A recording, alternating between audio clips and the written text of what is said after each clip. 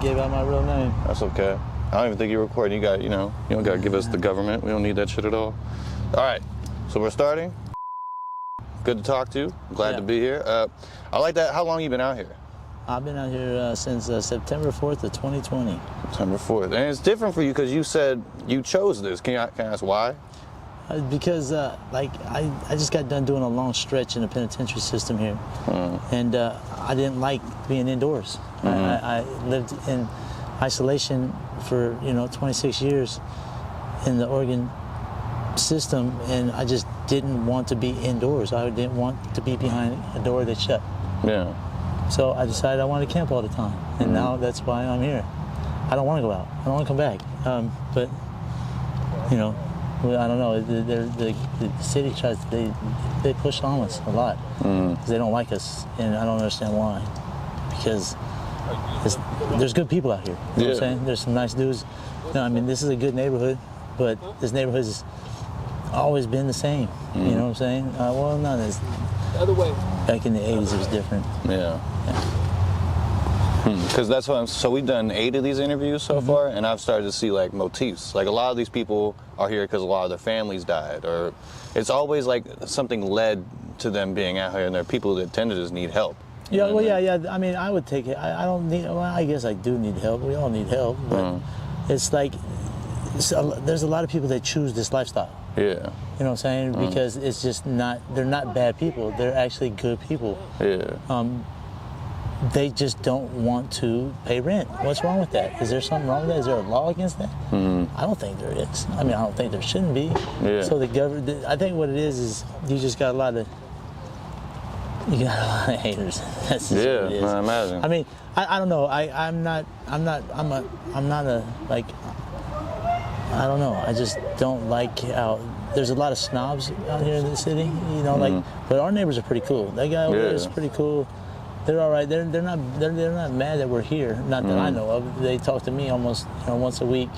They only asked us for a couple things, and they would leave us alone. And that was no stolen cars and no drugs. Yeah. I was like, that can be easily done. So they leave us alone. We got our own little block here, Yeah. I like how you said you guys police each other too, try to make everything. Yeah, we do. We do police each other. We make sure that certain things don't happen, and when things do happen and need to be taken care of, we take care of it. Yeah. These guys don't ever hear it. They don't ever see it. But I don't know. I don't know why. I hate that there's a division between the neighborhoods and the homeless because they feel some kind of way and we feel some kind of way. I think that if we got together and communicated that we could help each other out. Yeah. Like for bartering, for example. Like for example, I hear a lot of these guys when they ride their bikes, the glass on the thing. If we as a community of homeless people sweat this every day, for you guys give us garbage pickup. Yeah. You would have no problem. You would have you'd never have no more flat tires. You'd have no more syringes. You'd have no more garbage. Yeah. Why not do that? But they don't want to sit down and talk to us. Yeah. I'd sit down and talk to them. Yeah.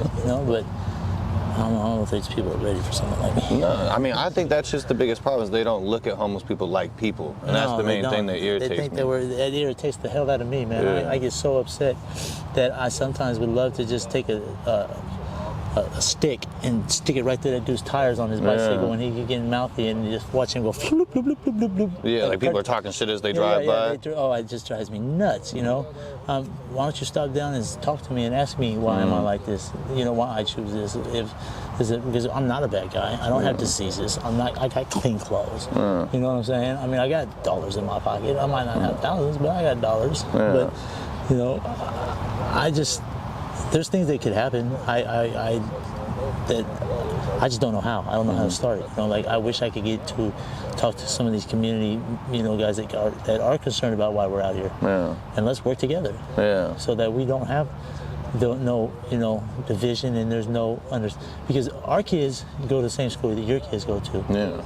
If you don't understand that our homeless kids, our kids do go to school, and your kids are sitting right next to our kids, and you don't even know it. Yeah. But are they getting lice? Yeah. Are they getting hurt? The cooties, you know what I'm saying? Fine. But that's how I have taken it since I've been out, is that. But I don't really have much issues with them, though. You know what I'm saying? Like a lot of people do. You hear about it on the news. I haven't watched TV since I've been out of prison. Yeah. I haven't been in a car since I've been out of prison. I ride a bike everywhere I go. Yeah. And I save my gas. You know, that's why I don't live out here. I don't need nothing. What do you need to live? Like,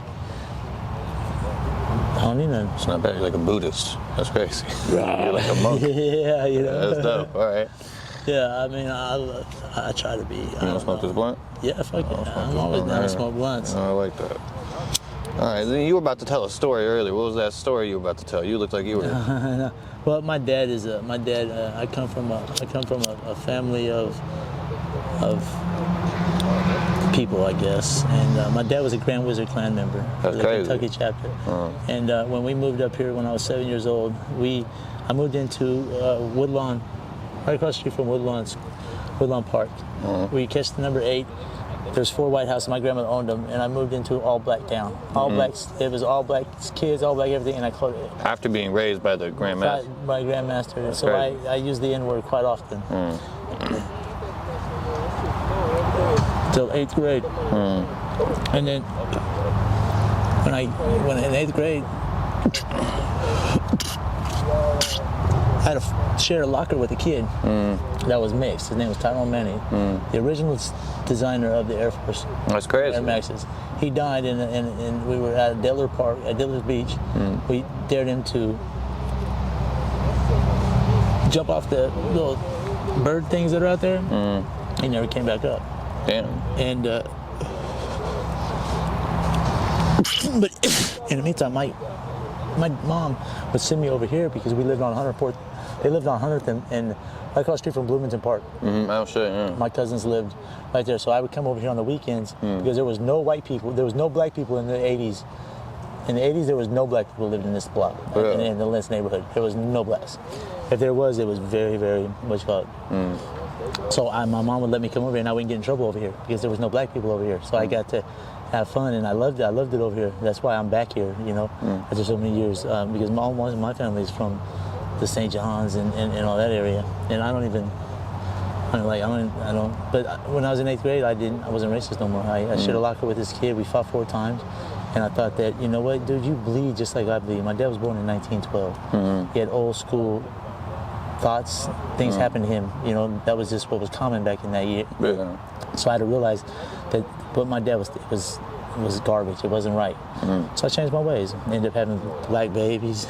I'm a gang member. You know, I'm from Northside family, 7 Deuce Crips. I'm one of the head honchos. You know, I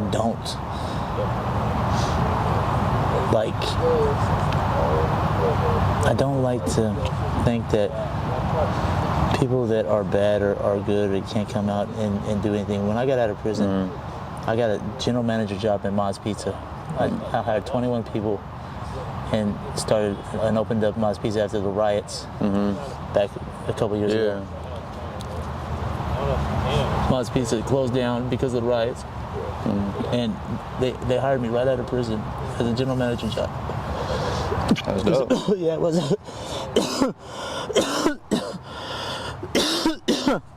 You get a job. You get a job out here. I have a job. I have a job. I work for Rapid Response. We go out and pick up these camps. I get $19 an hour. That's good. That's a good job. Yeah, I live in that trailer over there.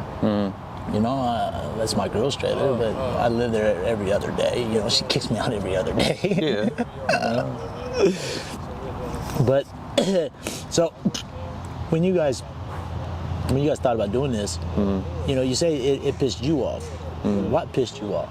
I don't like the lack of humanity people look at homeless people with. Like we've heard horror stories like people, like they'll try and hit them while they're standing on the corner flying their signs, or they crumple up the dollar and throw it at their face. Like I think that shit's evil. I think that's evil manifesting itself. Kind of. See, I do too, but let's look at it this other way too.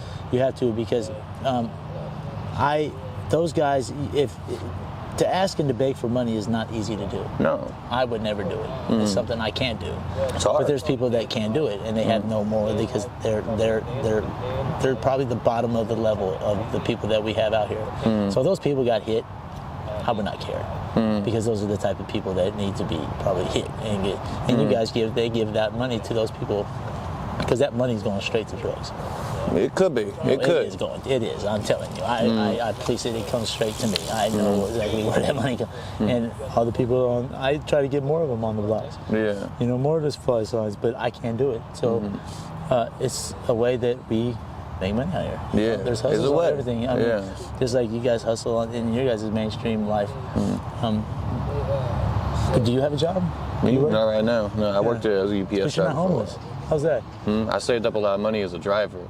Oh yeah? I was able to kind of stack up. And At UPS? I was a driver for most of the pandemic. No, really? Yeah, saved up a lot of money, but I don't know. I didn't like working. I wanted to be able to pursue shit I wanted to do. I saved up $17,000, man, and my son got into some trouble, and I bailed him out for 5 Gs. He cut his ankle bracelet off, took on a high-speed chase, and stole $7,300 from me, and I lost like 13 grand like that. And I was living at his baby's mama's house for 15 months. I was paying $400 a month. It's nice.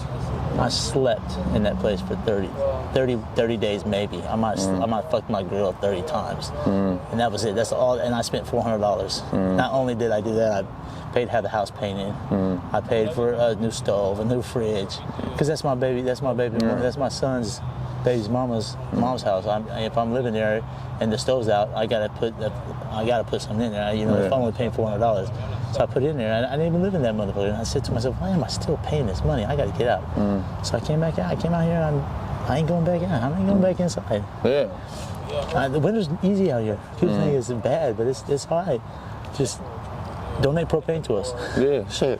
This is an interesting perspective, man. It really is. Well, listen, if you want to make this a bad experience, then you're going to be miserable in life. See, I don't want to be miserable in life. I want to be happy and, you know, and thankful and joyful, not just because, you know, I got a job, but I just want to be joyful and happy, and not being indoors makes me happy.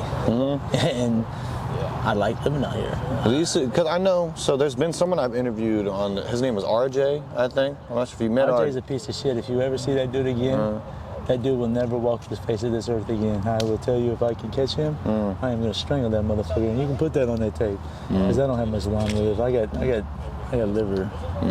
I got liver cancer, and I got stage 4 liver cancer from shooting dope and doing my thing back when I was a kid, but I just found out that I had 6 to 9 months to live, and I was 290 pounds when I got out of prison. I'm 100 pounds. I was size 48s. I wear size 30s right now.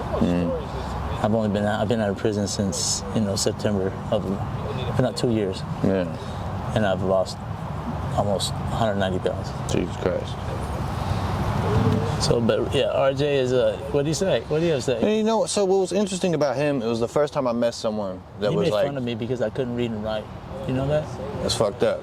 It was very fucked up. What I know about RJ, he was the first person I met that was genuinely like hopeless. You know what I mean? Was he? Yeah. Fully hopeless. Yeah. Because I always ask this question. He always has. He's done everything. And he knows everybody. And he knows he can do it. He's the best fucking. He's the best mechanic. He's the best. He's the best fucking, he can run a fucking $1 million construction company and be the foreman and this and that, and he's just the best of this and that. And he's a piece of shit. But when he made fun of me, man, that was the line. There's the rules out here that you don't do to this gangster, and one of them is make fun of me. Yeah. And especially when you offered to help me, he offered to help me read my taxes because my taxes I was supposed to give back. Because when I was in prison, I paid $119,000 in child support, and all my child support is paid off, and that's all back support from prison. It was pretty good. So I was supposed to get my taxes back, and I didn't get them. And I got a letter, but I couldn't read the letter. Yeah.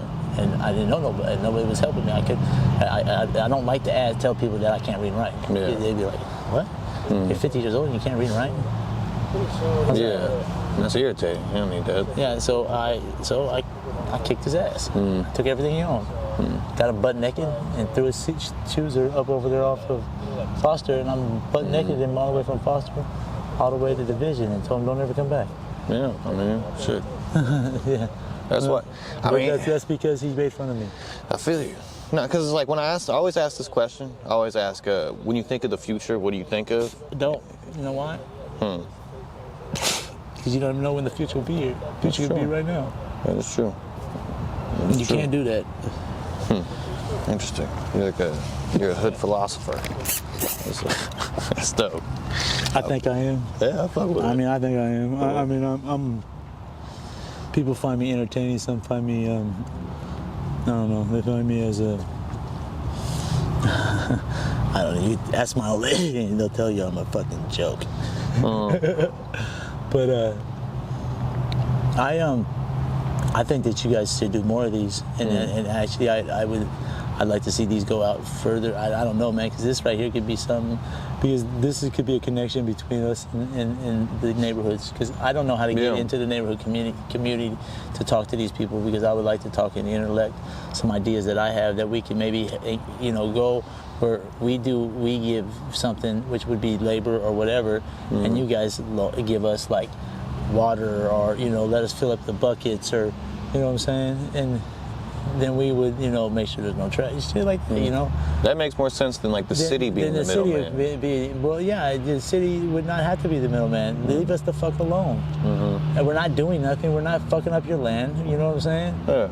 Dude, you got other fucking things to worry about than this fucking thing. Get the fucking roads taken care of. Look at 82nd, man. Yeah. Have you seen 82nd? It's crazy. It's nuts, bro. It is. If I had a car, I'd be so pissed off. I rode a bike and was mad. You know what I'm saying? Yeah, it's wild. It's so wild, dude.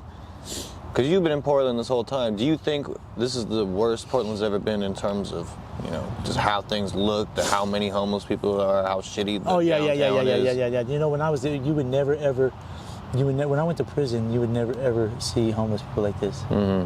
You seen them, but they were downtown, and they were like Skid Row. Skid Row was downtown. That was Burnside, Broadway. Like that was all that was Skid Row, Old Town, Chinatown, all that, man. That was all back in the day, man. But no, today it's just the people are like, there's way more homeless. But the homeless is because they want to be. Yeah. They want to be. They dude, 80% of the guys out here are drug addicts, hands down. 80%. There might be 20% that ain't. You know what I'm saying? That's a bad number. Yeah. It's in supply and demand. So what you're going to do? Are you going to join the people that are using? Are you going to be the people that are selling to make the money so that you can live? That's what some of us use, and that's because 8% of them use. So why wouldn't you want to sell dope? That's the best thing to do, because and then you get to police everything, and you can control everything.